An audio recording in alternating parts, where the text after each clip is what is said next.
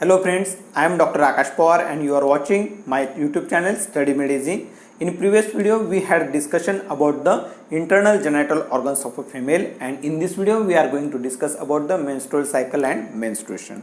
Prior going to discuss about this topic, would like to discuss about the few terminologies. Those are the puberty. Now puberty is a period of growth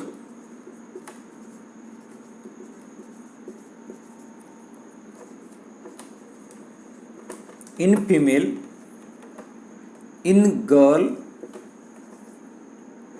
to adulthood with development of secondary sexual characters. It starts about at the age of 8 years and completed by 16th years of old. After puberty, we will see what is the adolescence.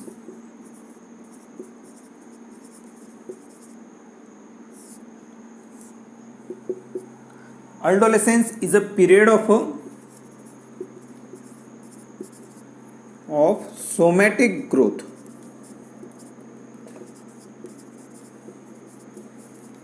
with appearance of secondary sexual characteristics or sexual characters till cessation of somatic growth, where adolescence starts from the age of 11th year and ends up to the age of 18th year. Now we will discuss about the menarche and about the menopause, where menarche means age of onset of first menstruation.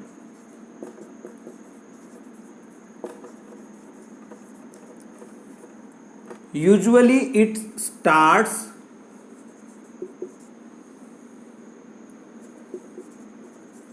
in between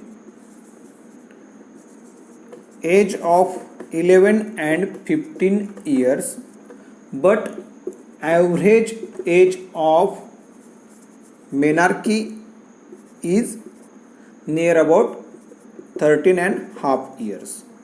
So it is a appearance of a first menstruation. And remember dear friends, menarche represents that there is a well functioning of hypothalamus, pituitary and ovarian axis, while the menopause means it is a final cessation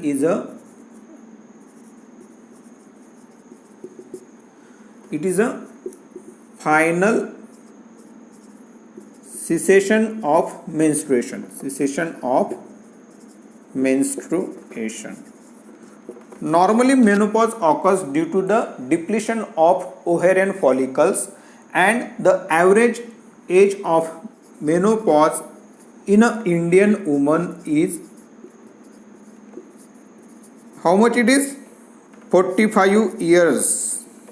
So menarche and menopause. Now we will discuss about the menstruation. What does mean menstruation? Menstruation is actually a sign of absence of pregnancy. Menstruation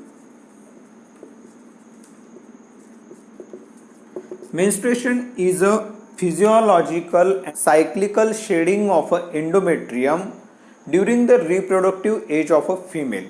That means from menarche to menopause. So it is a cyclical and physiological and cyclical shedding of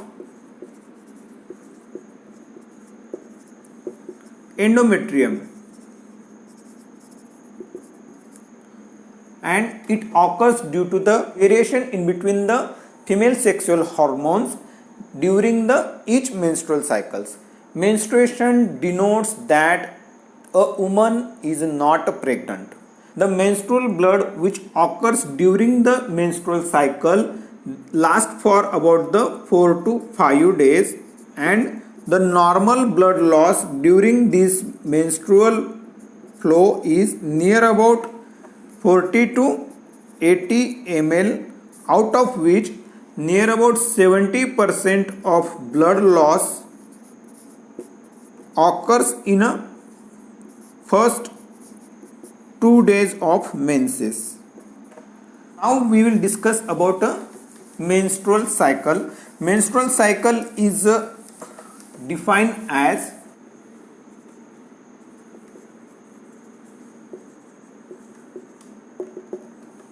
it is a monthly series of changes which occurs in a female's body, which goes through preparation for the possibility of pregnancy, where the normal duration of menstrual cycle is near about 21 to 35 days, while the mean duration of menstrual cycle is 28 days. After knowing the basic concept regarding the gynecology, now we will discuss how menstruation occurs, that we will discuss. So suppose this is a uterus and this is our fundus. This triangular portion is the body of a uterus, where these are the ovaries which are present bilaterally, and these are the fimbrias, and these are the fallopian tubes. So during each menstrual cycle, one ovum is released from the ovary, and this ovum is picked up by the fimria and it gets transported through the fallopian tube towards the uterine cavity. And during the same period, if a sperm enters into the uterine cavity and if it reaches towards the fallopian tube, and here because of presence of ovum and sperms, the fertilization occurs, and this fertilized ovum afterwards come into the uterine cavity and it gets implanted over the uterine cavity. Now the thing is that if ovum does not get fertilized, then the whatever preparation is made during menstrual cycle for the nidation of fertilized ovum. But if fertilization does not occur, that means if pregnancy does not occur, at that time whatever the endometrium is prepared for the nidation of fertilized ovum, that endometrium gets shed out and the process is called as menstruation. Now we will discuss how these cyclical changes are going to be managed. So in case of female, the hypothalamus, anterior pituitary gland and ovaries, they form a axis where hypothalamus is going to release the hormone. The name of that hormone is GnRH, gonadotropic releasing hormone, which stimulates the anterior pituitary, and anterior pituitary secretes the hormones FSH and LH, and these FSH and LH acts on the ovary, and here because of stimulation of FSH and LH, ovary release, ovary means Graafian follicle or the corpus luteum, release the estrogen and progesterone. One thing that I want to highlight over here, the release of GnRH is a pulsatile. And on the anterior pituitary gland, there are the presence of GnRH receptors which get stimulated, and because of their stimulation, anterior pituitary release the two hormones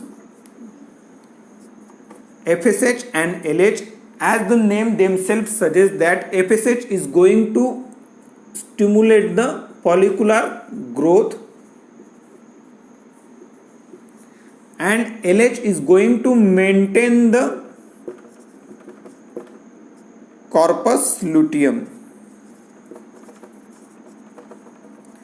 And when this FSH act on the follicles, and these follicles which are having a granulosa cells, and these granulosa cells will release the estrogen, while LH act on the corpus luteum after ovulation, and under the influence of LH, corpus luteum is going to release the progesterone. Now another very important thing, that ovaries can release the hormones, those are the estrogen and progesterone, only and only by the stimulation of FSH and LH. But my dear friends, during the childhood of a girl, there is a complete absence of FSH and LH, and dear friends, this is a reason why a girl before menarche does not develop menstruation, because there is a complete absence of FSH and LH. But after puberty, pituitary gland starts secreting the FSH and LH, and because of under influence of FSH and LH, ovaries release the estrogen and progesterone, and they will act on the endometrium, and they are responsible for the development of the secondary sexual characters also. And all of we know that estrogen and progesterone are the steroidal hormones, so their receptors are present in a cytoplasm, and estrogen and progesterone will produce their action by the stimulation of the cytoplasmic receptors. The second important thing is that estrogen is having two types of feedback mechanism towards the higher centers, negative as well as the positive feedback mechanism, where when there is a least or minimum concentration of estrogen, then this estrogen will decrease the level of FSH and LH, while when there is a higher concentration of estrogen, at that time it will cause the higher release of LH than that of the FSH, and this type of feedback mechanism is called as positive feedback mechanism. And when estrogen is going to decrease the level of FSH and LH, that type of feedback mechanism is called as negative feedback mechanism, which usually occurs in a female. But when there is a higher concentration of estrogen, at that time the level of LH is more than that of the FSH, and such kind of feedback mechanism is called as positive feedback mechanism of estrogen. So the summary of this chart is that what I want to highlight: for the functioning of ovary, there is a requirement of FSH and LH, both hormones, and the release of FSH and LH occurs by the stimulation of anterior pituitary through the GnRH receptor.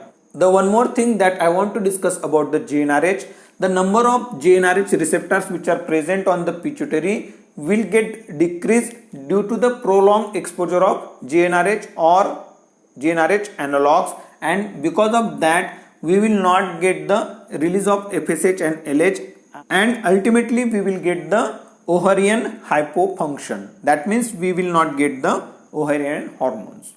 So this is called as GnRH downregulation. Now we will discuss about the menstrual cycle, where the menstrual cycle is having two phases. Menstrual cycle is having two phases. First one is ovarian cycle,